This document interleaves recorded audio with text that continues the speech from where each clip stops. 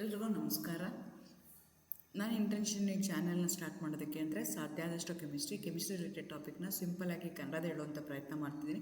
Chemistry ಇಷ್ಟ ಹೇಳ್ತಿರೋ chemistry ಕಡೆಗೆ ಸೆಳೆಯುವಂಥ ಪ್ರಯತ್ನ ನನ್ನ ಚಾನಲ್ ಮುಖಾಂತರ ಮಾಡ್ತಾಯಿದ್ದೀನಿ. ಪರ್ಟಿಕ್ಯುಲರ್ಲಿ ರೂರಲ್ ಹುಡುಗರಿಗೆ, ಕನ್ನಡ ಮೀಡಿಯಂ ಹುಡುಗರಿಗೆ ಹೆಲ್ಪ್ ಆಗಲಿ ಅಂತ ಕೆಮಿಸ್ಟ್ರಿನ ಕನ್ನಡದ ಹೇಳುವಂಥ ಪ್ರಯತ್ನ ನನ್ನ ಚಾನಲ್ ಮುಖಾಂತರ ಮಾಡ್ತಾಯಿದ್ದೀನಿ.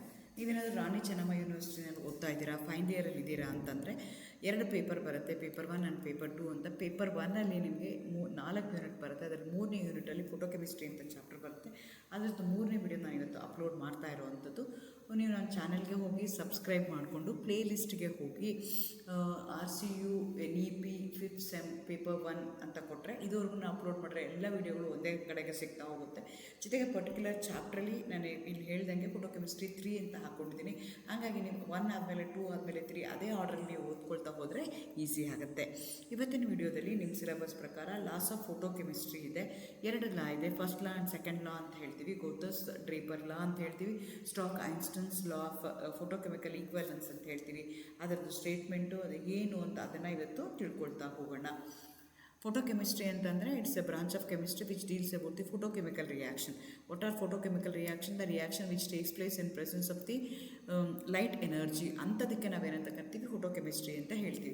ಆ photochemical reaction which is abide by the 2 different rule, those are called as first law of photochemistry and second law of photochemistry or Goth's ಡ್ರೇಪರ್ law ಅಂತ ಹೇಳ್ತೀವಿ, ಅಥವಾ Einstein stock law of photochemical equivalence ಅಂತ ಹೇಳ್ತೀವಿ. ಆ 2 basic photochemical reaction ಮೇಲೆ ಗೌರ್ನ್ ಆಗಿರುತ್ತೆ.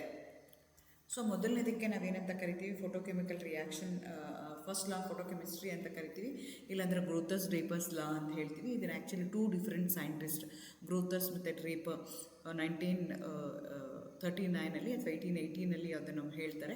ಇದ್ರ ಪ್ರಕಾರ ಏನು ಹೇಳ್ತಾರೆ ಅಂದರೆ, ಯಾವುದೇ ಒಂದು ಫೋಟೋಕೆಮಿಕಲ್ ರಿಯಾಕ್ಷನ್ ಆಗಬೇಕು ಅಂದರೆ, ಕೆಮಿಕಲ್ ರಿಯಾಕ್ಷನ್ ಆಗಬೇಕು ಅಂದರೆ that particular reactant should observe the light radiation observe ಮಾಡಿಕೊಂಡ್ರೆ ಮಾತ್ರನೇ ಫೋಟೋಕೆಮಿಕಲ್ ರಿಯಾಕ್ಷನ್ ಆಗುತ್ತೆ, ಇಲ್ಲರ ಆಗಲ್ಲ ಅಂತ ಹೇಳ್ತಾರೆ. ಇಟ್ ಸ್ಟೇಟ್ಸ್ ದಟ್, ಯಾವಾಗ ಅಷ್ಟೇ ಸ್ಟೇಟ್ಮೆಂಟ್ ಕೇಳಿದಾಗ, ಲಾಸ್ಟ್ನ ಕೇಳಿದಾಗ state Draper's Grotthuss Draper's law, state first law photochemistry, state laws of photochemistry ಅಂತ ಕೇಳಿದಾಗ ಸ್ಟೇಟ್ಮೆಂಟ್ನ ಕರೆಕ್ಟಾಗಿ ಹೇಳಬೇಕಾಗತ್ತೆ. ನಿಮ್ಮ ಓನ್ ವರ್ಡಲ್ಲಿ ಹೇಳೋಕ್ಕಾಗಲ್ಲ. It is the only absorbed light radiation. ಅಂದರೆ ಯಾವುದು ಮಾಲಿಕ್ಯೂಲ್ಸು ಅಬ್ಸರ್ವ್ಡ್ ರೇಡಿಯೇಷನ್ಸ್ನ ಅಬ್ಸರ್ವ್ ಮಾಡ್ಕೊಳ್ಳುತ್ತಲ್ಲ, only those molecules which going to absorb the radiation are effective in producing the chemical reaction ಅಂತ ಹೇಳುತ್ತೆ. ಅಂದರೆ ಇದು ಕ್ವಾಲಿಟೇಟಿವ್ ಇನ್ ನೇಚರ್. ಎಷ್ಟು ಅಬ್ಸರ್ವ್ ಮಾಡಿಕೊಂಡ್ರೆ ಏನಾಗುತ್ತೆ ಅಂತಿಲ್ಲ, ಅಬ್ಸರ್ವ್ ಮಾಡಿಕೊಂಡ್ರೆ ಮಾತ್ರನೇ ಫೋಟೋಕೆಮಿಕಲ್ ರಿಯಾಕ್ಷನ್ ಆಗುತ್ತೆ, ಇಲ್ದರ ಆಗಲ್ಲ ಅಂತ ಹೇಳ್ತಾರೆ. It does not give any relationship between the amount of radiation observed and the amount of reactive molecules undergoing a chemical change. ಈಗ ರಿಯಾಕ್ಟೆಂಟ್ಸ್ ಇದೆ, ರಿಯಾಕ್ಟೆಂಟ್ಸ್ಗೆ ನಾವೇನು ಮಾಡ್ತಾ ಇದ್ದೀನಿ, ಲೈಟ್ನ ಬಿಡ್ತಾ ಇದ್ದೀನಿ. ಲೈಟ್ ಯಾವುದು ರಿಯಾಕ್ಟೆಂಟ್ ಮಾಲಿಕ್ಯೂಲ್ಸ್ ಲೈಟ್ನ ಅಬ್ಸರ್ವ್ ಮಾಡ್ಕೊಳ್ತಲ್ಲ, only those reactive molecule will get into products, ಇಲ್ಲ ಅಂದರೆ ಆಗಲ್ಲ. ನಿಮ್ಮ ಮಾಲಿಕ್ಯೂಲ್ಸು ರೇಡಿಯೇಷನ್ ಅಬ್ಸರ್ವ್ ಮಾಡಿಕೊಂಡ್ರೆ ಮಾತ್ರನೇ ಫೋಟೋಕೆಮಿಕಲ್ ರಿಯಾಕ್ಷನ್ ಆಗುತ್ತೆ, ಇಲ್ಲದರೆ ಆಗಲ್ಲ ಅಂತ ಹೇಳ್ತಲ್ಲ. ಆ ಲಾಗೆ ನಾನು ಹೇಳ್ತೀನಿ ಫಸ್ಟ್ ಲಾ ಫೋಟೋಕೆಮಿಸ್ಟ್ರಿ ಅಂತ ಹೇಳ್ತೀನಿ. ಇದು ಏನು ಹೇಳುತ್ತೆ ಅಂದರೆ, ಓನ್ಲಿ ಪ್ಯೂರ್ಲಿ ಕ್ವಾಲಿಟೇಟಿವ್, ಕ್ವಾಂಟಿಟಿ ಎಷ್ಟು ಅಂತ ಹೇಳಲ್ಲ, ಕ್ವಾಲಿಟೇಟಿವ್ ಮಾತ್ರ ಆಗುತ್ತೆ, ಅಬ್ಸರ್ವ್ ಮಾಡಿಕೊಂಡ್ರೆ ಆಗುತ್ತೆ. ಸೊ ಈ ರಿಯಾಕ್ಟೆಂಟ್ ಮಾಲಿಕ್ಯೂಲ್ ಎಷ್ಟು ಅಬ್ಸರ್ವ್ ಮಾಡ್ಕೊಳ್ತಾ ಇದೆ, ಎಷ್ಟು ಎನರ್ಜಿ ಅಬ್ಸರ್ವ್ ಮಾಡ್ಕೊಳ್ತಿದೆ, ಎಷ್ಟು ಪ್ರಾಡಕ್ಟ್ ಫಾರ್ಮೇಷನ್ ಆಗ್ತಿದೆ ಅನ್ನೋದ್ರ ಬಗ್ಗೆ ಯಾವುದೇ ರೀತಿಯಾದಂಥ ಇನ್ಫಾರ್ಮೇಷನ್ನ ಕೊಡೋದಿಲ್ಲ. ಆ ಇನ್ಫಾರ್ಮೇಷನ್ ಕೊಡೋದಕ್ಕೆ ಸೆಕೆಂಡ್ ಲಾ ಇದೆ. ಸೆಕೆಂಡ್ ಲಾ ಫೋಟೋಕೆಮಿಸ್ಟ್ರಿ ಅಂತ ಕರಿತೀವಿ, ಅಥವಾ ಫೋಟೋಕೆಮಿಕಲ್ ಈಕ್ವಲೆನ್ಸ್ ಲಾ ಅಂತ ಕರಿತೀವಿ, ಅಥವಾ ಐನ್ಸ್ಟೈನ್ ಸ್ಟೀಕ್ಸ್ ಲಾ ಫೋಟೋಕೆಮಿಕಲ್ ಈಕ್ವಲೆನ್ಸ್ ಅಂತ ಹೇಳ್ತೀವಿ. ಇದನ್ನು ಅಷ್ಟೇ 2 ಡಿಫ್ರೆಂಟ್ ಸೈಂಟಿಸ್ಟು, ಐನ್ಸ್ಟೈನು ಮತ್ತು ಸ್ಟಾಕ್ ಹೇಳ್ತಾರೆ. ಅದಕ್ಕೆ ಇದನ್ನು ಸೆಕೆಂಡ್ ಲಾ ಫೋಟೋಕೆಮಿಸ್ಟ್ರಿ ಅಂತ ಹೇಳ್ತಾರೆ. ಇದೇನು ಹೇಳುತ್ತೆ ಅಂದರೆ, photochemical reaction which each molecule taking part in a chemical reaction absorb 1 quantum of radiation. ಅಲ್ಲಿ ಏನು ಹೇಳಿತ್ತು, ಕ್ವಾಂಟಿಟೇಟಿವ್ ಆಗಿ ಏನು ಹೇಳಿಲ್ಲ, ಕ್ವಾಲಿಟೇಟಿವ್ ಆಗಿ ಮಾತ್ರ ಹೇಳ್ತು. ಈ ಲಾ ಏನು ಹೇಳುತ್ತೆ, ಕ್ವಾಂಟಿಟೇಟಿವ್ ಆಗೂ ಹೇಳುತ್ತೆ. ಅಂದರೆ ಯಾವ ರಿಯಾಕ್ಟಿವ್ ಮಾಲಿಕ್ಯೂಲು 1 ಕ್ವಾಂಟ ಆಫ್ ಎನರ್ಜಿನ ಅಬ್ಸರ್ವ್ ಮಾಡ್ಕೊಳ್ಳುತ್ತಲ್ಲ, that undergoing a chemical reaction to produce the products ಅಂತ ಹೇಳುತ್ತೆ. It said that a photochemical reaction each molecule which is taking part in a chemical reaction. ಯಾವ molecules ಇದೆಯಲ್ಲ ಆ molecules light ಎನರ್ಜಿನ absorb ಮಾಡ್ಕೊಳ್ಳೇಬೇಕು. ಎಷ್ಟು ಲೈಟ್ ಎನರ್ಜಿನ ಅಬ್ಸರ್ವ್ ಮಾಡ್ಕೋಬೇಕು? 1 ಕ್ವಾಂಟಮ್ ಆಫ್ ರೇಡಿಯೇಷನ್ ಅದು ಅಬ್ಸರ್ವ್ ಮಾಡ್ಕೋಬೇಕು. ಅವಾಗಷ್ಟೇ ಫೋಟೋಕೆಮಿಕಲ್ ರಿಯಾಕ್ಷನ್ ಎಫೆಕ್ಟಿವ್ ಆಗುತ್ತೆ, ಇಲ್ಲದ್ರೆ ಫೋಟೋಕೆಮಿಕಲ್ ರಿಯಾಕ್ಷನ್ ಆಗಲ್ಲ ಅಂತ ಹೇಳ್ತಾರೆ. ಈ ಲಾ ಏನು ಮಾಡ್ತಿದೆ, ಕ್ವಾಂಟಿಟೇಟಿವ್ ಆಗಿ amount of energy that has been observed and the extent of chemical reaction that is taking place ಅವೆರಡು ಎಷ್ಟಿದೆ ಅಂತ ನನಗೆ ಹೇಳ್ತಾ ಹೋಗುತ್ತೆ. For every quantum of energy observed 1 molecule should be involved in a chemical reaction. ಒಂದು quanta of energy, quanta ಅಂತಂದರೆ it's A unit, 1 dozen ಅಂತ ಹೆಂಗೆ ಹೇಳ್ತೀವಲ್ಲ ಹಾಗೆ ಕ್ವಾಂಟಾ ಅಂತಂದರೆ ಒಂದು ಯೂನಿಟ್, ಅದು ಅಂದರೆ ಒಂದು ಮೆಷರ್ಮೆಂಟ್ ಆಫ್ ಎನರ್ಜಿನ ಈಚ್ ಮಾಲಿಕ್ಯೂಲ್ ಅಬ್ಸರ್ವ್ ಮಾಡ್ಕೊಳ್ತಾ ಇದೆ ಅಂತಂದರೆ ಎಷ್ಟು ಮಾಲಿಕ್ಯೂಲ್ಸು ಎಷ್ಟು ಕ್ವಾಂಟಾ ಆಫ್ ಎನರ್ಜಿನ ಅಬ್ಸರ್ವ್ ಮಾಡ್ಕೊಳ್ತಿದ್ದೀರಾ ಅಷ್ಟು ನಿಮಗೆ ಪ್ರಾಡಕ್ಟ್ ಫಾರ್ಮೇಷನ್ ಆಗುತ್ತೆ ಅಂತ ಹೇಳ್ತಾ ಹೋಗ್ತಾರೆ. ಸೊ ಆ ಕ್ವಾಂಟಾ ಅಂದರೆ ಏನು, ಅದಕ್ಕೆ 1 ಐನ್ಸ್ಟೈನ್ ಆಫ್ ಎನರ್ಜಿನ ಅಬ್ಸರ್ವ್ ಮಾಡ್ಕೋಬೇಕು ಅಂತ ಹೇಳ್ತಾರೆ. ನಿಮಗೆ ಗೊತ್ತಿದೆ E = according to Planck's constant, E = h nu ಅಂತ ಹೇಳ್ತೀವಿ.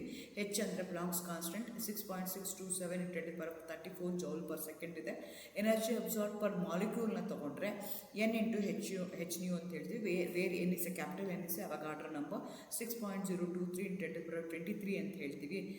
ಹಾಗಾಗಿ ನಿಮಗೆ ಲ್ಯಾಂಬ್ಡಾ ಏನಾಗುತ್ತೆ ಅಂತಂದರೆ ನ್ಯೂ = c/λ ಮಾಡ್ಕೊಳ್ತೀವಿ. Where c is the velocity of light 3 × 10⁸. ಇದನ್ನೆಲ್ಲ ನಾನು ಸಬ್ಸ್ಟಿಟ್ಯೂಟ್ ಮಾಡಿದಾಗ ನನಗೆ ಏನು ಬರುತ್ತೆ ವ್ಯಾಲ್ಯೂ ಅಂತಂದರೆ, ಸಿಂಪ್ಲಿಫೈ ಮಾಡಿದಾಗ E = 11.97 × 10⁻7 divided by lambda joule per mole ಬರುತ್ತೆ. ಸೊ ಇದಕ್ಕೆ ನಾವೇನಂತ ಕರಿತೀವಿ ಅಂದರೆ, ಅಥವಾ ಇದನ್ನು ಸಿಂಪ್ಲಿಫೈ ಮಾಡ್ತೀನಿ ನಾನು ಅಂದರೆ ಕಿಲೋ ಜೌಲ್ಸ್ ಕನ್ವರ್ಟ್ ಮಾಡ್ತೀನಿ ಅಂದರೆ 11.97 × 10⁻4 by lambda kilo joule per mole ಬರುತ್ತೆ. ಇದಕ್ಕೆ ನಾವೇನಂತ ಕರಿತೀವಿ ಅಂದರೆ 1 ಕ್ವಾಂಟಾ ಆಫ್ ಎನರ್ಜಿ ಅಂತ ಹೇಳ್ತೀವಿ. 11.97 × 10⁻7 divided by lambda joules per mole ಏನು ಇದೆಯಲ್ಲ ಅದಕ್ಕೆ 1 ಐನ್ಸ್ಟೈನ್ ಅಂತ ಹೇಳ್ತೀವಿ. ಅಂದರೆ ಪ್ರತಿಯೊಂದು reactive molecule which are taking part in a chemical reaction, particularly photochemical reaction, ಒಂದು ಮಾಲಿಕ್ಯೂಲು 1 ಐನ್ಸ್ಟೈನ್ ಆಫ್ ಎನರ್ಜಿನ ಅಬ್ಸರ್ವ್ ಮಾಡಿಕೊಂಡು 1 ಮೋಲ್ ಆಫ್ ಪ್ರಾಡಕ್ಟ್ನ ಅದು ಕೊಡುತ್ತೆ ಅಂತ ಹೇಳುತ್ತೆ. Thus according to this law 1 mole of reacting substance should combine or decompose for every 11.97 × 10⁻7 per joule of the radiation observed. ಅಷ್ಟು radiation ಅಬ್ಸರ್ವ್ಡ್ಗೆ ಅದು ಡಿಕಂಪೋಸ್ ಆಗುತ್ತೆ ಅಥವಾ ಕಂಬೈನ್ ಆಗುತ್ತೆ ಅಂತ ಹೇಳ್ತಾರೆ. This are the 2 laws, the important from the exam point of view. 4 ಮಾರ್ಕ್ಗೂ ಕೇಳ್ಬೋದು ಅಥವಾ 5 ಮಾರ್ಕ್ಗೂ ಕೇಳ್ಬೋದು. 2 ಲಾ ಸ್ಟೇಟ್ಮೆಂಟ್ನ ನೀವು ಕರೆಕ್ಟಾಗಿ ಅಲ್ಲಿ ಹೇಗಿದೆಯಲ್ಲ ಆ ರೀತಿಯಾಗಿ ಹೇಳಬೇಕಾಗತ್ತೆ.